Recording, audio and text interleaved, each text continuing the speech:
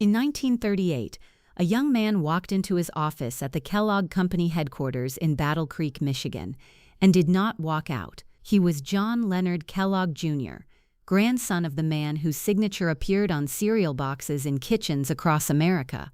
He had been groomed for succession. He had climbed through the company ranks the way a man climbs when the name above the door is also the name on his birth certificate.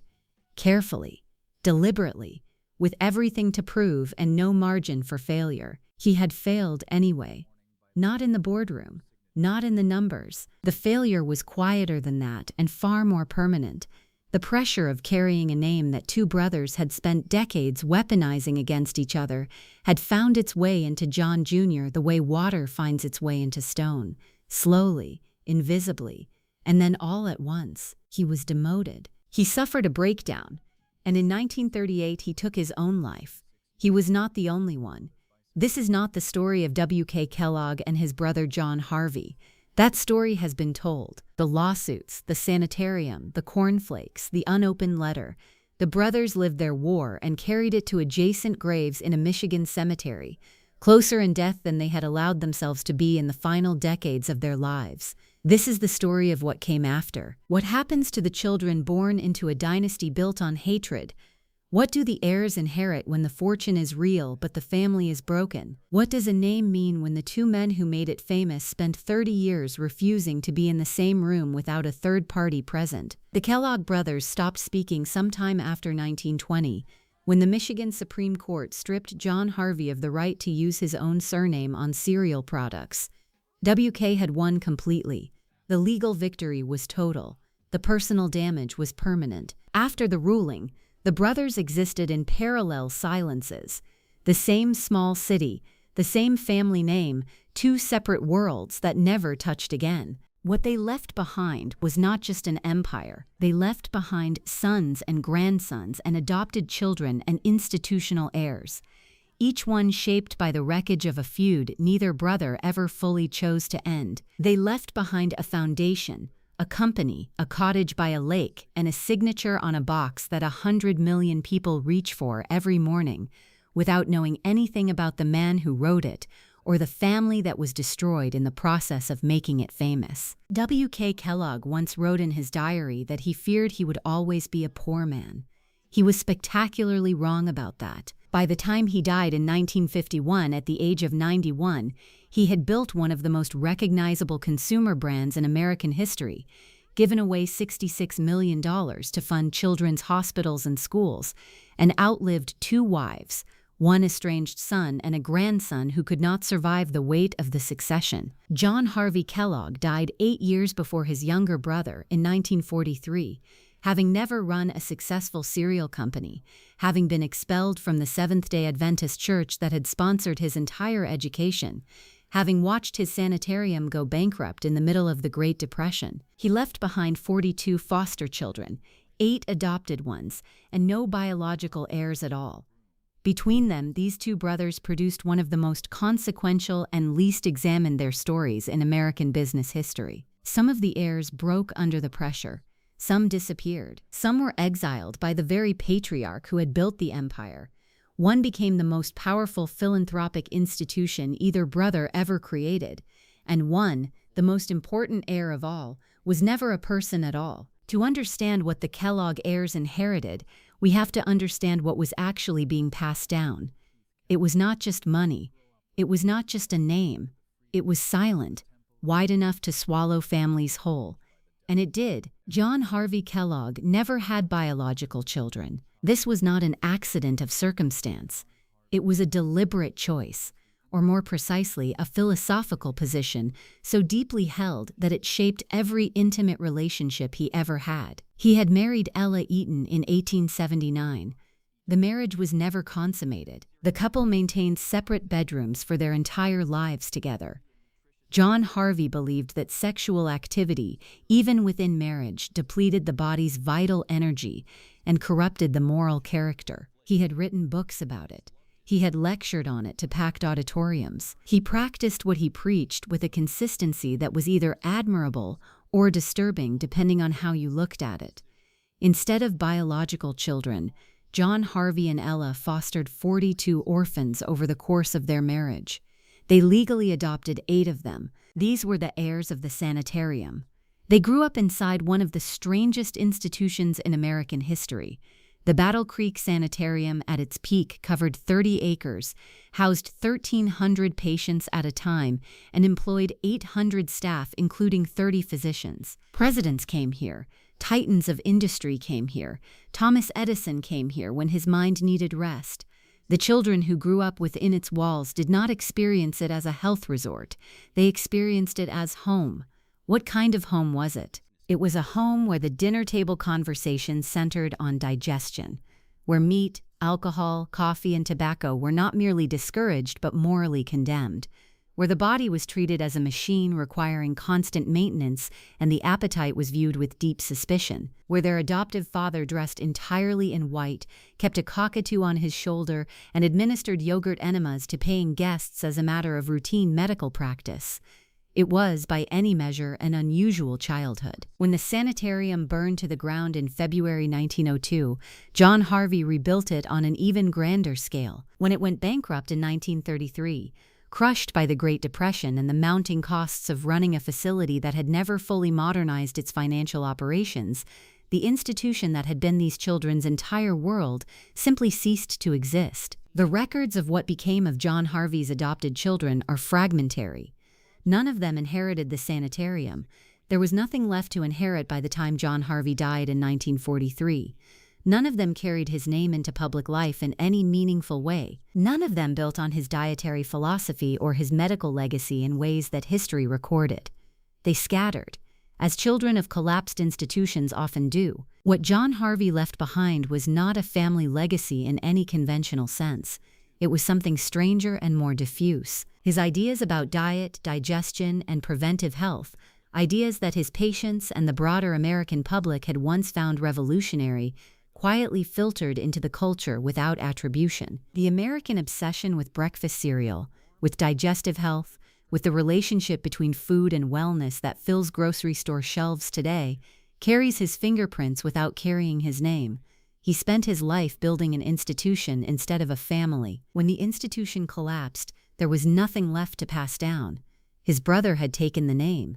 John Leonard Kellogg was supposed to be the answer. He was W.K.'s son from his first marriage, born in 1883, 3 years before his father began the long servitude at the sanitarium that would define and nearly destroy W.K.'s early life.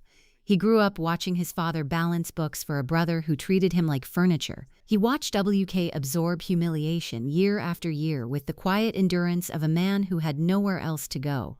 And when W.K. finally walked out in 1906 and built something of his own, John Leonard was there. He did not just show up, he contributed. In 17 years at the Kellogg Company, John Leonard Kellogg became one of its most valuable minds. He was not a figurehead son riding his father's name through the executive floors. He was an inventor, a problem solver, a man who understood both the product and the machinery of the business with genuine technical depth. He invented the wax paper lining inside the cereal box. This sounds modest. It was not. Before wax paper lining, cereal went stale. It absorbed moisture, clumped, lost its crunch, and disappointed the housewife who had trusted the name on the box. The wax paper lining solved a fundamental product quality problem that no amount of advertising could fix. It was one of the most practically important innovations in the company's early history, and it came from W.K.'s son. John Leonard also developed All-Bran, one of the company's most enduring and commercially significant products. He held more than 200 patents over the course of his career. 200! In an era when patents were hard-won and required genuine technical creativity, that number represents a staggering contribution to the company that bore his father's name. By the mid-1920s, John Leonard Kellogg was the heir apparent in every sense that mattered. He had the institutional knowledge, the technical credibility, the company tenure, and the family name. When W.K. eventually stepped back, John Leonard was the logical successor. In 1925, W.K. fired him. The reasons had nothing to do with the company. John Leonard had divorced his wife and married his secretary. In the social codes of 1920s Michigan, this was scandalous enough. But WK's fury went beyond social propriety. He interpreted the divorce as a personal betrayal, a rejection of the family values he had built his identity around. He had spent decades being humiliated by his own brother. He had fought a legal war to protect the Kellogg name, and now his son, the man entrusted to carry that name forward, had done something WK considered an embarrassment to it. There was a second offense. John Leonard had purchased an oatmeal company. To most people, this would have been a sound business decision, a complementary product, a logical expansion. To WK, it was an act of disloyalty so fundamental it could not be forgiven. A Kellogg investing in oatmeal was a Kellogg hedging against Kellogg's. It suggested that John Leonard did not fully believe in the company his father had built. It suggested divided loyalty, and for a man who had survived 30 years of his brother's contempt by channeling everything into a single enterprise, divided loyalty was the one thing W.K. Kellogg could not tolerate. He cut John Leonard out of the company and out of his life. Father and son did not speak again. John Leonard Kellogg spent the rest of his life outside the empire he had helped build. He lived with the particular loneliness of the exiled heir, a man who had given his best years and his best ideas to an institution that erased him the moment he became inconvenient. His 200 patents remained in the company's possession. His name did not remain on the door. WK outlived the estrangement by decades. He never reversed it. The wax paper lining that kept the cereal fresh is still there. The man who invented it is not. After firing his son, W.K. Kellogg needed a new heir. He found one in his grandson. John Leonard Kellogg Jr., John Jr., was the son of the man W.K. had just exiled. This created a dynamic that was complicated from the beginning. John Jr. was the heir by default, chosen not because the succession had been carefully planned, but because the original plan had been destroyed by WK's own hand. He was the second choice in a dynasty that did not like to admit it had second choices. He joined the company and rose through the ranks with the particular intensity of a young man who understood exactly what was expected of him. The Kellogg Company in the late 1920s and early 1930s was one of the most aggressive advertisers in American business. WK had built his empire on the radical conviction that marketing was not an expense but an investment, and the company reflected his personality at every level: competitive, relentless, unwilling to concede ground to anyone. John Jr. operated inside that culture. He performed well enough to rise. He performed well enough to be seen as the future. And then the future closed. He was demoted. The precise reasons were never fully documented in the public record, which is itself a kind of answer. In the Kellogg family, failure was not discussed. It was administered. WK had fired his son without a public explanation and without apparent regret. When his grandson stumbled, the response was similarly cold. The demotion was swift, and inside a company that ran on the founder's personal authority, it carried a specific kind of humiliation. Everyone knew whose grandson he was. Everyone knew what the demotion meant. John Jr. suffered a mental breakdown. By the late 1930s, W.K. Kellogg was in his late 70s, nearly blind from the glaucoma that had been consuming his vision since 1937. He still attended board meetings. He still walked the factory floor with German Shepherd dogs guiding him through the spaces he could no longer see. He had outlasted his brother's legal challenges, outlasted the Great Depression, outlasted 2 wives and a fired son. He had given away $66 million to fund children's hospitals and schools and nutrition programs because, as he once said, he got a kick out of doing things for children. His own grandson was breaking apart inside the company he had built. In 1938, John Jr. took his own life. WK was 78 years old and blind when he received the news. What he felt in that moment, no one recorded with any precision. The man who had built his entire life around the concept of forward motion, who had ordered fully grown trees transplanted onto his estate because he could not wait for saplings to mature, who had increased the advertising budget during the Depression because crisis was exactly when a company needed to fight hardest, had no forward motion available to him now. There was no legal action to file. There was no competitor to outmaneuver. There was no signature to put on a box that would fix this. His son had been fired for a personal betrayal. His grandson had been broken by the weight of the succession. And WK, the man at the center of it all, the man whose decades of humiliation had fueled the fury that built the empire, had contributed to both outcomes with the same quality that had made him successful: an absolute intolerance for anything he interpreted as disloyalty or weakness. He had survived his brother's contempt by becoming harder than the contempt deserved. He had built his company by demanding total commitment from everyone around him. He had applied the same standards to his family that he applied to his business. The business survived. The family did not. By the end of the 1930s, W.K. Kellogg's two surviving sons had broken off all contact with their father. The man who fed millions of American families every morning had lost his own. The founder sat in his darkening world, his vision nearly gone, his son exiled, his grandson dead, and continued going to work because there was nothing else he knew how to do, and because stopping meant feeling it.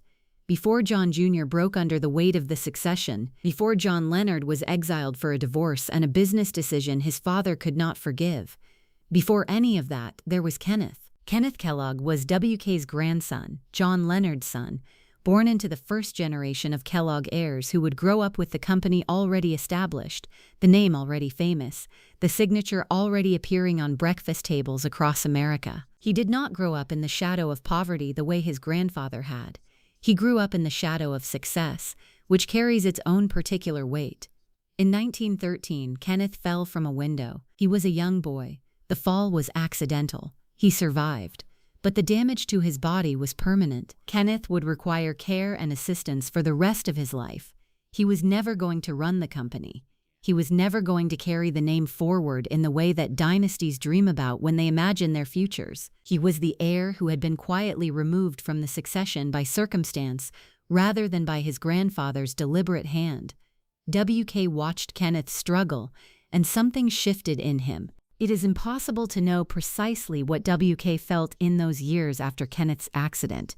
He was not a man who expressed interior states with any great openness. His diary entries from his years of servitude under John Harvey are spare and factual, the writing of a man who had learned early that feelings were a luxury he could not afford. But his actions in the years following Kenneth's injury speak with a clarity that his words never quite achieved. He began thinking about children who were broken by circumstances beyond their control, children who needed help that their families could not provide, children who existed at the margins of a society that preferred to look away from damage it could not fix. In 1930, 17 years after Kenneth's fall, W.K. established the W.K. Kellogg Foundation. The connection was never stated explicitly in public.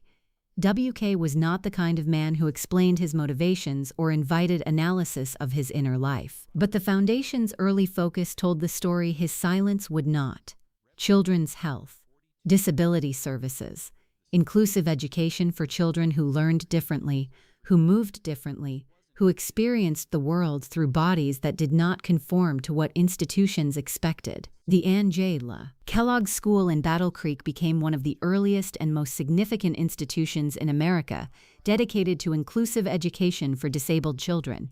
It was funded by the foundation. It was built in a city where W.K. lived and worked and watched his grandson navigate a world that had not been designed with Kenneth in mind. Kenneth Kellogg lived his life outside the public record. He did not make headlines. He did not build companies or file patents or sue anyone over the right to use a family name. He existed quietly, cared for, present in the margins of a dynasty that measured its heirs by what they could carry forward. He could not carry the empire forward, but he carried something else forward without ever knowing it.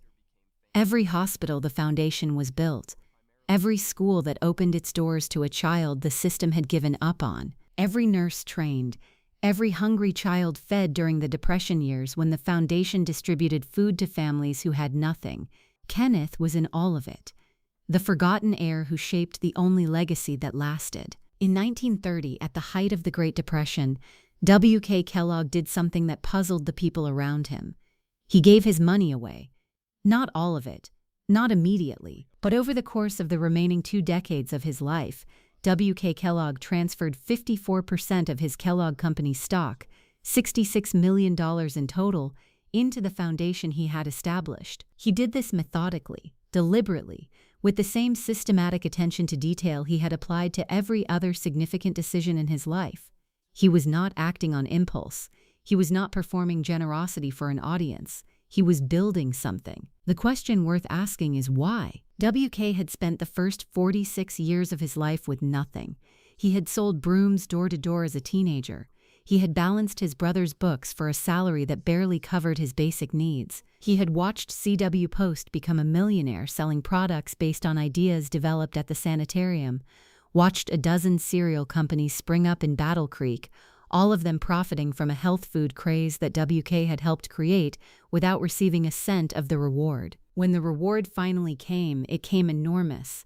The Kellogg Company in its peak years was producing revenue that made WK one of the wealthiest men in America. He had built the cottage at Gull Lake with its windmill and greenhouse and private shoreline. He had transplanted fully grown trees onto the property because he did not want to wait for saplings to mature. He had everything a man who had grown up with nothing could want, and he gave most of it away. He rejected any suggestion of saintliness when people raised the subject. He was characteristically blunt about it. He said he was a selfish person and no philanthropist. He said he loved doing things for children because he got a kick out of it. The honesty was refreshing and probably accurate. WK had never been comfortable with sentiment, and he was not about to start performing it in his final decades. But the foundation was also something more than a personal preference. It was the heir that his family had failed to produce. John Leonard had been exiled. John Jr. was dead. Kenneth could not carry the succession. The company itself would pass into professional management within years of WK's death, run by executives who carried no Kellogg blood and owed the family nothing beyond the brand equity WK had spent his life building. The human heirs had broken or been broken. The institutional heir endured. By the time WK died in 1951, the foundation was already operating across multiple states, funding children's health programs, building schools, training medical professionals, and distributing food and resources to communities that the private economy had left behind. In the decades that followed, it grew into something WK could not have fully imagined from his office in Battle Creek. Today, the WK Kellogg Foundation manages assets exceeding $8 billion. It operates across the United States, Latin America, and Southern Africa. Its focus areas have expanded from children's health and education into food systems, racial equity, and community leadership development. It is one of the largest private philanthropic foundations in the world. WK Kellogg started with nothing. He built a company that fed the world's breakfast tables. He gave away the majority of what that company earned. And in doing so, he created the one heir in his entire family story that nobody could exile, nobody could demote, and nobody could break. The foundation did not carry his name the way a son carries a name. It carried his purpose, which in the end proved more durable than blood. John Harvey Kellogg died on December 14, 1943. He was 91 years old, the same age his younger brother would reach 8 years later. He died of bronchitis in the city where he had been born, in the city where he had built the most famous health resort in America, in the city where his name had once meant something so large and authoritative that presidents and industrialists traveled hundreds of miles to place themselves under his care. By the time he died, almost none of that remained. The sanitarium had gone bankrupt in 1933, a decade before his death. The Great Depression had done what no competitor and no court ruling had managed to do. It had simply made the proposition of spending weeks in an expensive health resort financially impossible for the wealthy clientele that had kept the institution running. The patients stopped coming. The staff shrank. The 30-acre campus that had once housed 1,300 guests at a time fell quiet. John Harvey had watched it happen and could not stop it. He had been expelled from the Seventh-day Adventist Church in 1907, the same church that had sponsored his entire medical education, that had sent him to study in New Jersey and Michigan and New York, that had handed him the struggling Western Health Reform Institute, and trusted him to make it great. The expulsion came over theological disputes that had been building for years. John Harvey had developed ideas about health and spirituality that diverged from Adventist orthodoxy in ways the church leadership could not accept. After 30 years of building the sanitarium as a flagship Adventist institution, he was removed from the denomination that had made him possible. He continued running the sanitarium as an independent institution, but the expulsion had cost him the ideological community that gave the enterprise its moral coherence. The sanitarium was no longer a Seventh-day Adventist project. It was John Harvey's personal monument. And personal monuments are fragile things when the person who built them runs out of money. After the bankruptcy, the sanitarium building did not disappear. It was too large and too solidly constructed to simply vanish. During World War II, the United States Army took it over and converted it into Percy Jones Army Hospital, treating wounded soldiers returning from the European and Pacific theaters. The same building where John Harvey had administered yogurt enemas to presidents and installed vibrating chairs for patients who needed bowel stimulation became a military medical facility processing the casualties of the deadliest war in human history. After the war, the building became a federal center. It still stands in Battle Creek today, repurposed beyond recognition, carrying none of the sanitarium's original identity except its physical bones. John Harvey's dietary philosophy proved more resilient than his institution. The ideas he had spent his life promoting, the connection between food and health, the dangers of meat and processed sugar, the importance of fiber and digestive wellness, did not die with him. They filtered into American culture without attribution, absorbed into the mainstream health consciousness so thoroughly that most people who follow them today have no idea where they originated. The organic food movement carries his fingerprints. The digestive health industry carries his fingerprints. The entire category of wellness tourism that fills spas and retreat centers across America carries his fingerprints. His name is on none of it. His brother's name is on the cereal box. That difference between the man whose ideas outlived him anonymously and the man whose signature outlived him on every box is perhaps the clearest measure of what each brother actually built. One built ideas, the other built a brand. And in America, the brand always wins. W.K. Kellogg died on October 6, 1951. He was 91 years old. He had been blind for the last 14 years of his life. He had outlasted his brother, his first wife, his second wife, his fired son, his dead grandson, and the estrangement of every surviving member of his immediate family. He had continued attending board meetings and walking the factory floor with German Shepherd dogs guiding him through spaces his eyes could no longer navigate. He had continued making decisions, overruling his directors, insisting on advertising increases when the conventional wisdom said cut back. When he died, the company kept going. This was in one sense exactly what he had built it to do. WK had never believed in a company that depended entirely on the personality of its founder. He had structured the Kellogg Company to outlast him. Professional management, institutional processes, a brand identity so deeply embedded in American consumer culture that no single person's absence could dislodge it. The signature on the box was permanent. The man who had written it was not. But what happened to the company in the decades after WK's death tells a story about dynasty that the founder himself might have recognized with bitter familiarity. No Kellogg family member ran the company after WK stepped back. The succession that had cost John Leonard his relationship with his father, that had broken John Jr. under its weight, that had consumed so much of WK's emotional energy in his final decades, it never actually happened. The family line that was supposed to carry the enterprise forward had been severed too many times by exile and death and estrangement to produce a viable heir when the moment arrived. Professional managers took over. They were competent, sometimes brilliant, entirely anonymous. They grew the company through the second half of the 20th century with the methodical efficiency of people who understood the business without being emotionally entangled in it. They expanded the product line, entered international markets, acquired competing brands, and navigated the increasingly complex landscape of the global food industry. The Kellogg Company became Kellogg's, a brand so ubiquitous that it functioned less like a family name and more like a category descriptor. Cornflakes, Rice Krispies, Frosted Flakes, Special K, Fruit Loops, each of them carrying the founder's signature on the box, none of them connected to any living Kellogg in any meaningful way. Then in 2023, something happened that WK could not have anticipated and John Harvey might have recognized as a dark kind of poetry. The Kellogg Company split in two. The corporation divided itself into Kellanova, housing the snack and international businesses, and WK Kellogg Co., which retained the cereal brands and the founder's name. Two entities, one name divided between them, operating separately, pursuing different strategies, sharing a heritage without sharing a direction. The brothers had spent decades fighting over the right to use the Kellogg name on cereal products. The Michigan Supreme Court had settled that question in 1920, awarding WK exclusive rights and ordering John Harvey to repay a decade of profits. The war over the name had been one of the defining legal battles of early American consumer branding.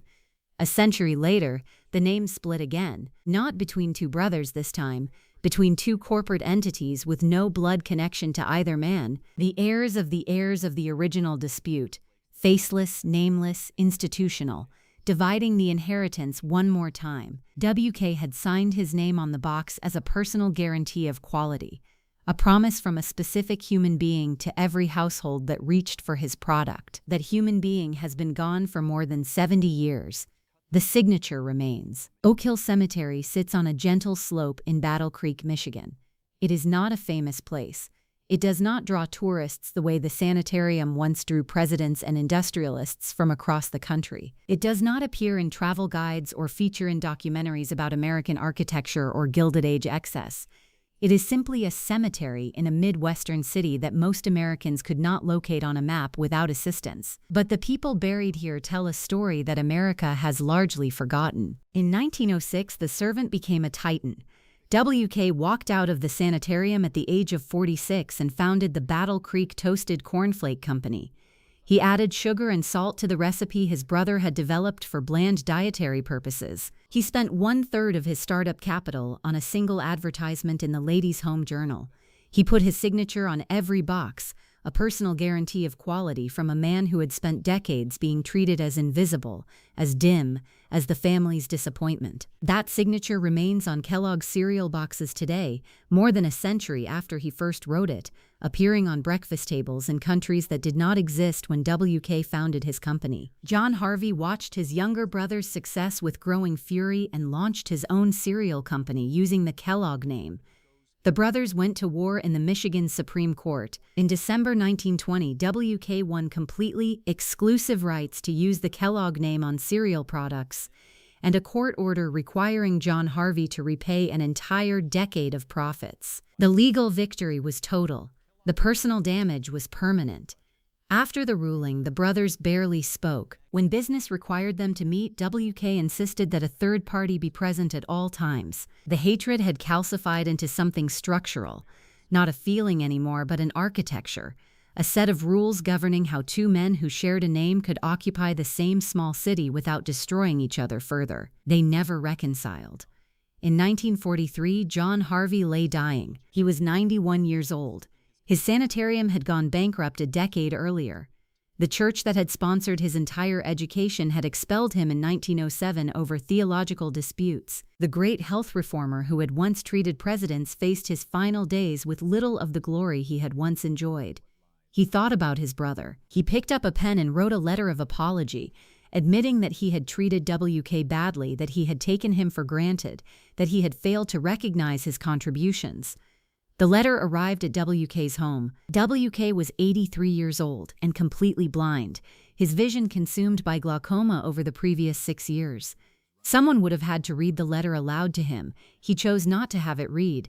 The envelope sat unopened on a table in a dark room while John Harvey waited for a response that never came.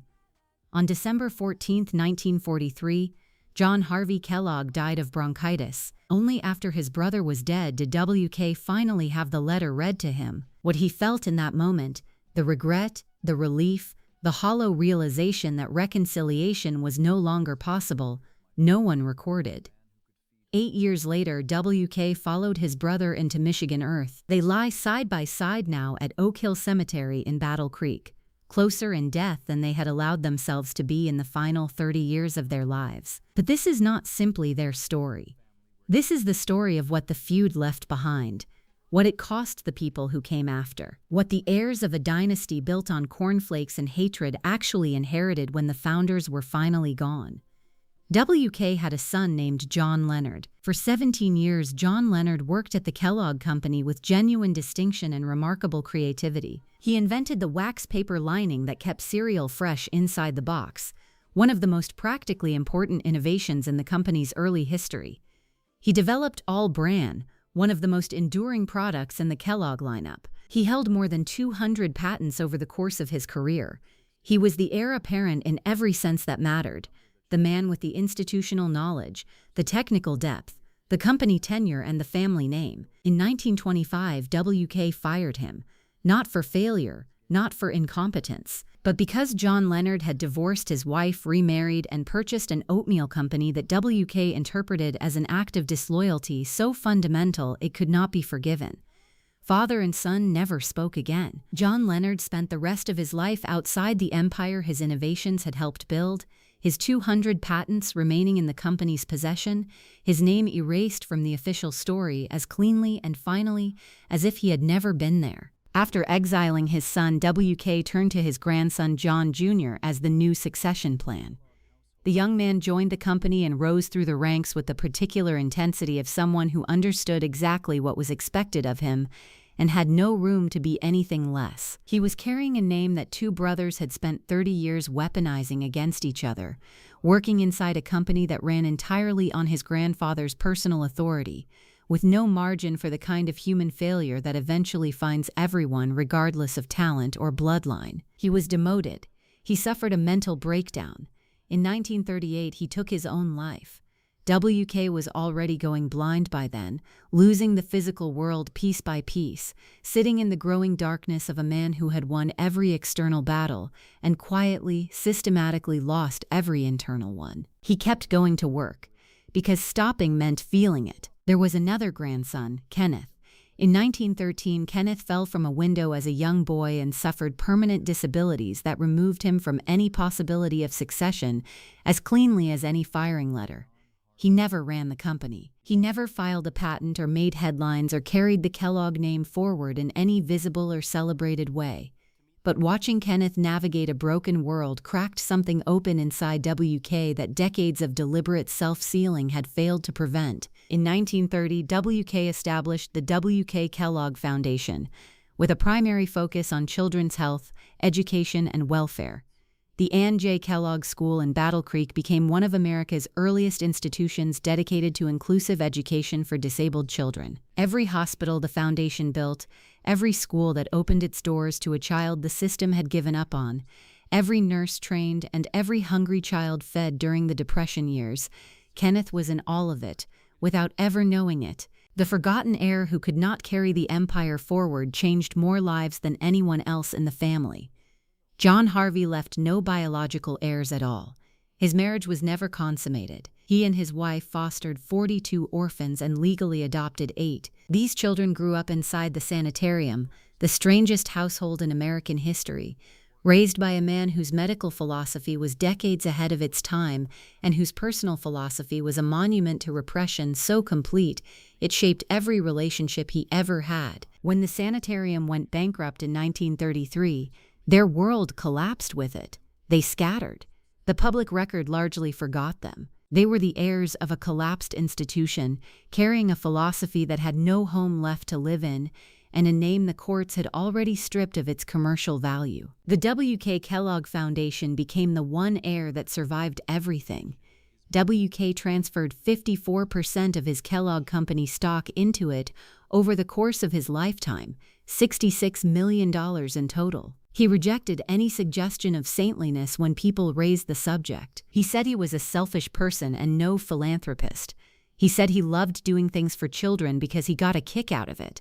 But the foundation was also the heir his family had failed to produce, the successor that nobody could exile, demote, or break under the weight of the succession. Today it manages assets exceeding $8 billion and operates across 3 continents, funding children's health and education and food systems in communities WK never visited and could not have imagined. It received what his son and grandson never received: his patience, his unconditional commitment, and his trust that the investment would pay off over time. The Kellogg Company itself passed out of family hands entirely after WK's death in 1951.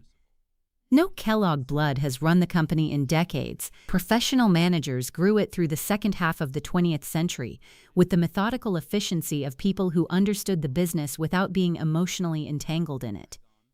In 2023, the company split into 2 separate entities, Kellanova and WK Kellogg Co. Dividing the name one final time, echoing in corporate language the original division between two brothers that had begun in a Michigan courtroom more than a century earlier. What the Kellogg heirs inherited was not the empire, it was the silence between two brothers who stopped speaking and never fully started again. A silence wide enough to swallow a son's career and a grandson's life, and 42 foster children and 8 adopted ones, and a sanitarium that once treated presidents. A silence wide enough to keep a dying man's letter of apology sitting unopened on a table in a dark room for weeks, while the man who wrote it waited and finally stopped waiting altogether. W.K. Kellogg feared, as a young man writing in his diary, that he would always be poor. He was spectacularly wrong about the money. He was not wrong about the cost. Every morning in kitchens across America and around the world, someone reaches for a box of cereal and sees a signature written more than a century ago by a man who revolutionized the American breakfast table, gave away the majority of his fortune to children he would never meet, outlived his brother by 8 years, and could not find it in himself, not once in all those years, to open a dying man's letter before it was too late. They pour the cornflakes into a bowl. They do not think about the brothers. They do not think about the son who was fired for a divorce, or the grandson who broke under the weight of a name, or the letter that sat unopened in a dark room while a blind old man chose, one final time, not to forgive. They eat their breakfast, and the silence continues. Battle Creek, Michigan. A small Midwestern city that most Americans could not find on a map without assistance. No famous skyline, no landmark that draws visitors from across the country the way New York or Chicago or Los Angeles does. Just a quiet city in the southwestern corner of the state, sitting in the flat Michigan landscape, unremarkable in almost every way except one. From this city, two brothers changed the way the entire world eats breakfast. Their names were John Harvey Kellogg and W.K. Kellogg. They were born 8 years apart in the same house, raised in the same Seventh-day Adventist household, shaped by the same religious community that believed the second coming of Christ was imminent and the human body was a temple that must be kept pure for the Lord's return. They grew up together. They worked together for 25 years. And then they spent the final 3 decades of their lives constructing elaborate rules to ensure they would never have to be alone in the same room again. John Harvey was the celebrated one. The church had noticed his intellect early and sponsored his entire medical education, sending him to study in New Jersey, then Michigan, then New York City, before returning him to Battle Creek as a fully credentialed physician at the age of 24. He took over a struggling Adventist health institution and transformed it into the most famous health resort in America. He renamed it the Battle Creek Sanitarium. Presidents came here. Thomas Edison came here. Henry Ford came here. John D. Rockefeller Jr. came here. The sanitarium at its peak covered 30 acres, housed 1,300 patients at a time, and employed 800 staff including 30 physicians. John Harvey dressed entirely in white. White suit, white shoes, white tie. He kept a cockatoo on his shoulder. He administered yogurt enemas to his patients, installed vibrating chairs to promote bowel movements, and wrote best-selling books warning that masturbation caused epilepsy, acne, heart palpitations, and insanity. He was, by any measure, one of the most extraordinary and bizarre figures in American medical history, and he was absolutely convinced that he was saving humanity. WK was the invisible one. He dropped out of school at 13 because his teachers assumed he was slow. Nobody had thought to check his eyesight. His father put him to work selling brooms door to door. When he was 16, he walked through the doors of his brother's sanitarium, not as a patient, but as an employee. John Harvey needed someone to keep the books, manage correspondence, and handle administrative details. WK needed a job. The arrangement seemed natural. It lasted 25 years. The daily humiliation was systematic and total. WK arrived before dawn and rarely left before midnight. He worked 120 hours a week. He ran alongside his brother's bicycle with a notebook in hand, ready to record whatever passing thought the great physician might have. He stood outside the bathroom door taking dictation while John Harvey sat on the toilet. He was required to address his own brother as Dr. Kellogg at all times. Never John, never brother, always the formal title, always the reminder of who was the master and who was the servant.